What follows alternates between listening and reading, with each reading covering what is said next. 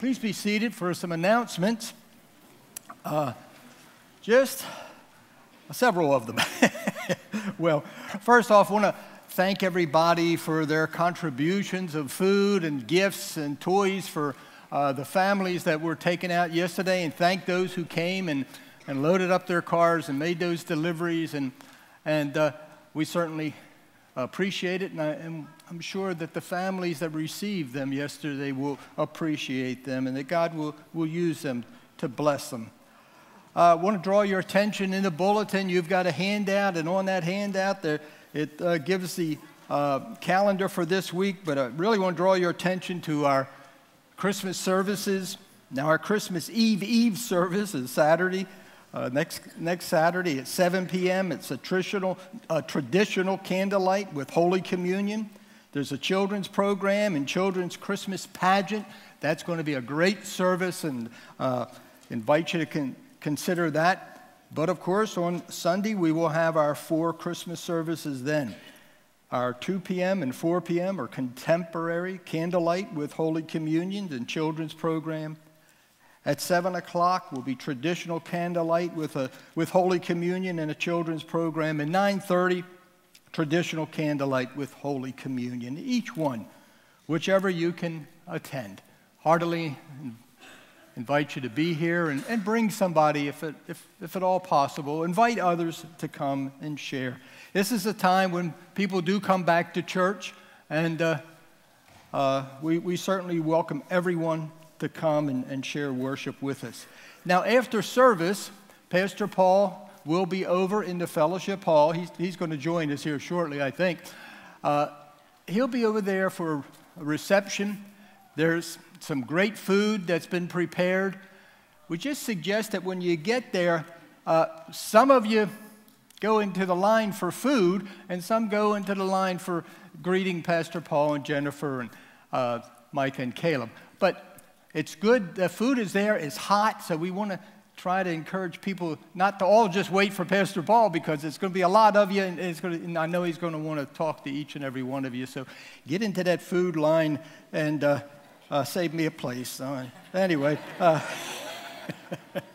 And also, at the end of this service, Mark Koger, our executive director, is going to share some thoughts on Pastor Paul's tenure with us. And look, I know it's a lot of mixed emotions this morning in that respect. You know, I love him dearly as a brother in the ministry, and I'm going to miss him as much as anyone else here.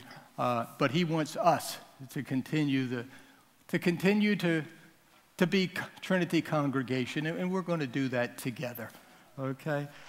Well, it was, I guess, a week ago Thursday. I pulled in my driveway coming home from work, and I jumped out and got the mail out of the mailbox, and sure enough, on top of the Christmas cards and the bills and the newspaper ads for Christmas, there was the envelope from church.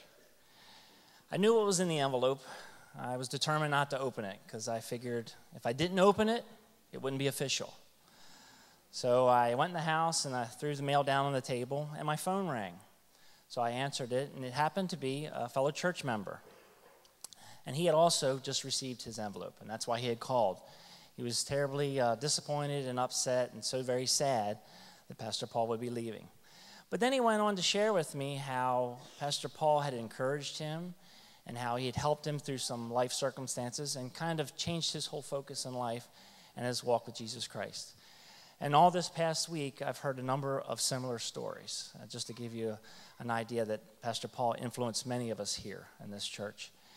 I kind of compare, I know you may have a famous family recipe that we all have that passes down through the generations. I know I do. And you love and you cherish this recipe, and you make it until you get it down pat, and you don't need the recipe card anymore. And then finally, it's time that you might pass it on to a niece or nephew or a son or daughter. Well, Pastor Paul is our recipe for success here at Trinity. And unfortunately, it's sad to say, but it's time to pass him on to another congregation in Texas or wherever God may lead him and Jennifer and Micah and Caleb. So we send them off with our blessings. I want to share one more personal thing with you. I don't know why, but in my life, I dream a lot about things that impact my life. And when I was young, as a teenager, I had an uncle who influenced me a great deal. And to this day, I'm always dreaming about him. And he's a wonderful guy. I also had the opportunity to play in a team sport for 12 years as a young adult. And I traveled with a team of guys. And we just had a wonderful time competing. And I cherish my relationship with all these fellas. And I still dream about them today. I know this is going to seem a little creepy. I dream about Pastor Paul all the time. I dream about him and things that go on here at church. And just a few weeks ago, actually, I was dreaming that I was a worship assistant for the early service, and I needed to get ready, get the candles lit, and I could not get the candles to light. No matter what I did, the candles would not light. I turned to Pastor Paul and I said, listen, church service is getting ready to start. I can't get the candles lit. Can you help me? He goes, yes, I will show you how to light the candles so they'll shine for the congregation. Well, Pastor Paul, through his inspiration to me and his kindness and giving me courage, he's helped me let my light shine. And I know he's done that for many of you here, and we won't forget it. So please go to the fellowship hall, enjoy, and tell him your story of how he's influenced your lives. We'll surely miss him, but God has a plan, and we wish him and Jennifer and the boys the very best. So we'll send blessings to him.